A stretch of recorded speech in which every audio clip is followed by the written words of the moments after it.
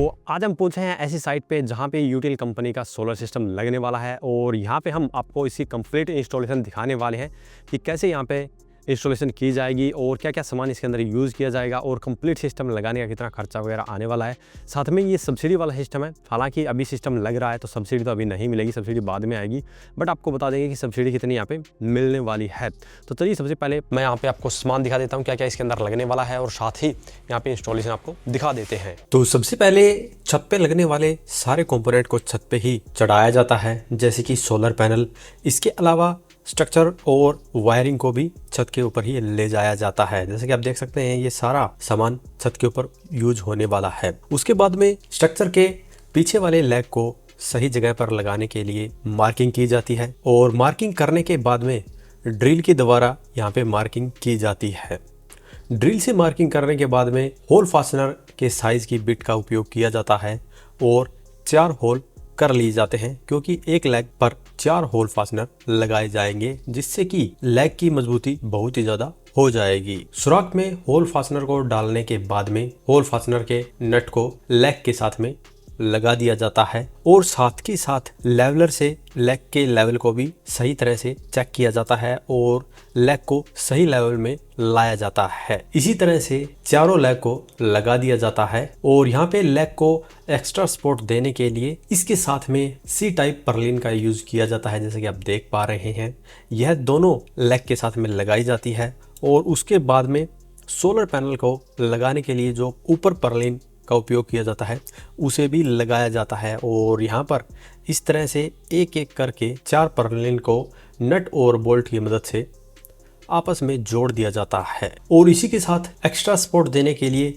पीछे वाली लेग पर एक एक्स्ट्रा पर्लिन को लगाया जाता है, जिससे कि इस पूरे स्ट्रक्चर की मजबूती और भी ज़्यादा हो जाती है। और फिर सभी नट बोल्ट को टाइट किया जाता है, जिससे कि पूरा स्ट्रक्चर फिर मजबूती से लग जाता है और इसके बाद में इसके ऊपर सोलर पैनल लगाना शुरू किया जाता है और सोलर पैनल को एक एक करके लगाया जाता है।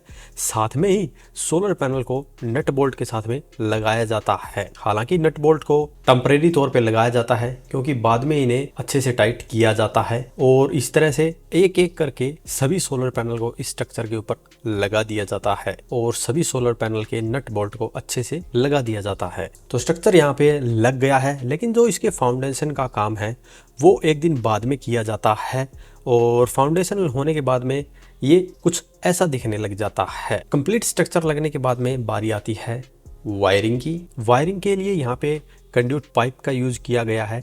इस पाइप के अंदर से ही वायर को नीचे तक ले जाया जाता है, जिससे कि वायर की लाइफ बढ़ जाती है और ये कंड्यूट पाइप लंबे समय तक चलने में मदद करेगी, क्योंकि हमारा सोलर सिस्टम 25 से 30 साल भी बड़े ही आसानी से चल सकता है। इसीलिए वायर भी इतनी लंबी चले उसके लिए यहाँ पे एक्स्ट्रा कंड्यूट पाइप का यूज किया जाता है।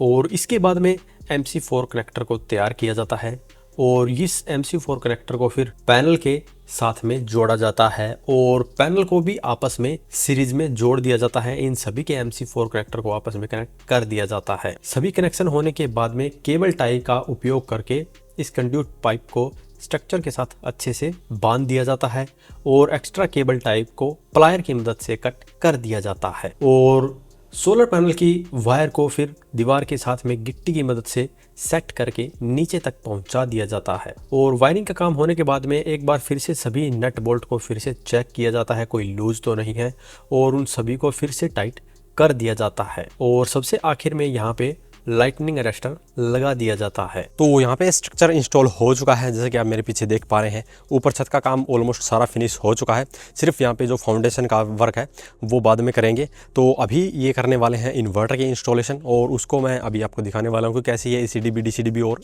इन्वर्टर का इंस्टॉल करने वाले हैं। देन ये इसके कनेक्शन भी उसके साथ कर देंगे। तो ये है इनका ग्रिड टाई इन्वर्टर, जो कि 3 किलोवाट की कैपेसिटी के साथ में आता है, जैसे कि आप देख सकते हैं। और ब्रांड इसके ऊपर 10 साल की वारंटी देता है।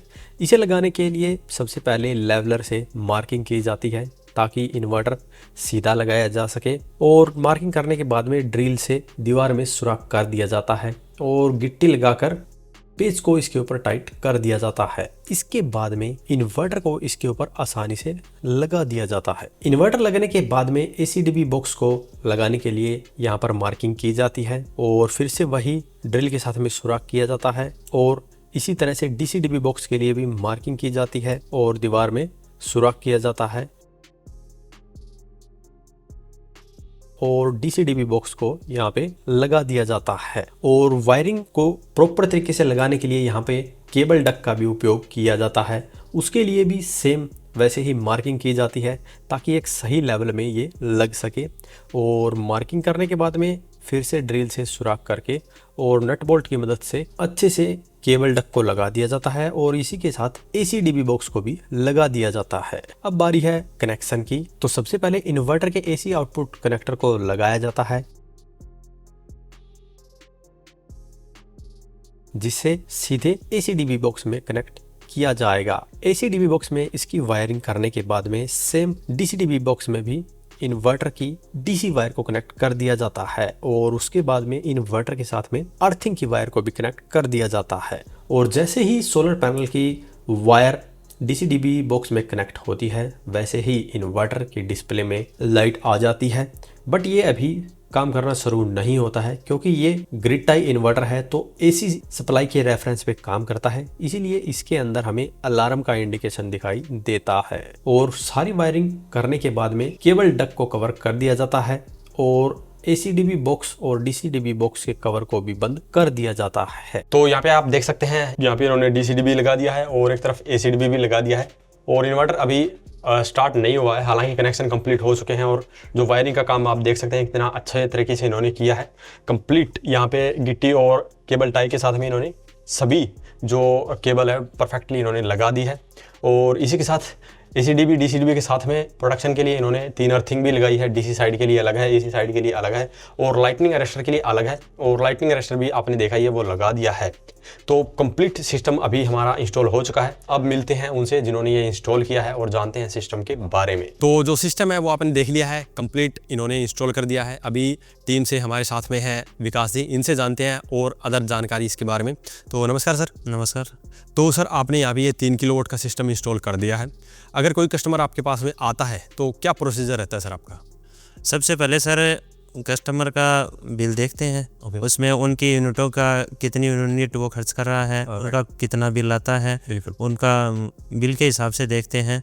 जैसे 3 किलोवाट का लगवाना चाहता है या 5 किलोवाट का लगवाना चाहता है, फिर उनकी घर की जो छत है उनका अवलोकन करते हैं कि उस पर कितना सोलर हमारा इंस्टॉलेशन हो सकता है। ये सारी चीज़ें होती हैं। बिल्कुल।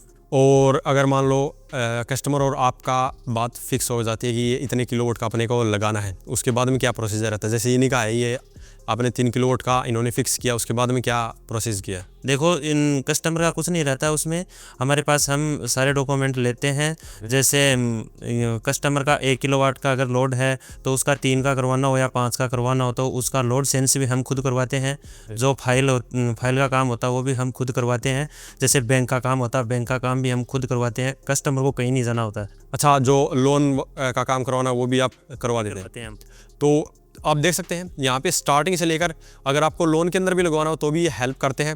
और सर सिर्फ आपको कस्टमर को जो आप मतलब डिमांड करते हैं डॉक्यूमेंट वही आपको देने हैं, आगे का काम सारा आपका ही रहता है? पूरा हमारा ही रहता है सर। तो देख सकते हैं अगर आपको भी लगवाना है तो सिंपली इनकी टीम से कांटेक्ट करना है, आगे का ये सारा काम संभाल लेते हैं।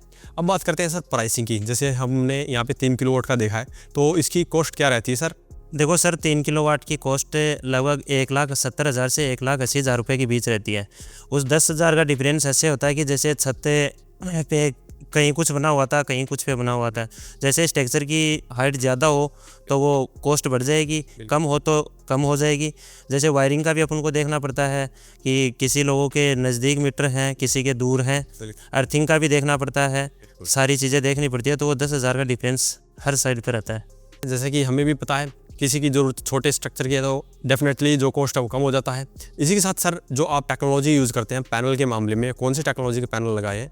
देखो सर हमने ये यहाँ पे जो इंस्टॉलेशन किया है ये UTL 580 वाट टॉप कॉन बाईफेशियल पैनल लगाए हैं। तो इनके पास हमें देख सकते हैं बहुत ही लेटेस्ट टेक्नोलॉजी के पैनल का ये यूज़ कर रहे हैं, जिससे कि आपके सोलर सिस्टम की जो जनरेशन है वो लो लाइट या क्लाउडी वेदर के अंदर भी अच्छी निकल के आती है।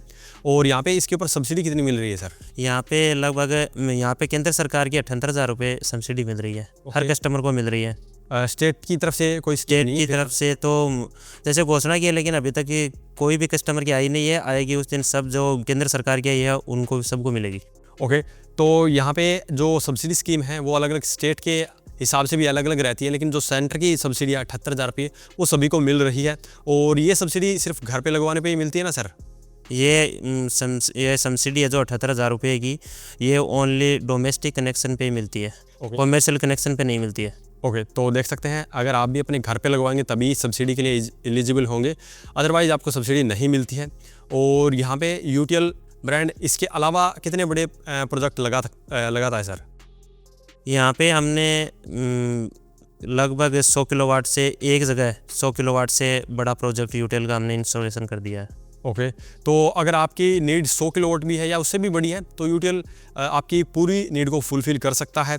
इसके अलावा जैसे कि आपने ऑन ग्रिड लगाया सर, इसके अलावा कौन कौन से सिस्टम यूटीएल प्रोवाइड? देखो, यूटीएल के में ऑन ग्रिड है, ऑफ ग्रिड है, हाइब्रिड है। जिन जगह पे ज़्यादा लाइट कटती है तो लोग परेशान हैं, उनके लिए हाइब्रिड इन्वर्टर भी लगाते हैं।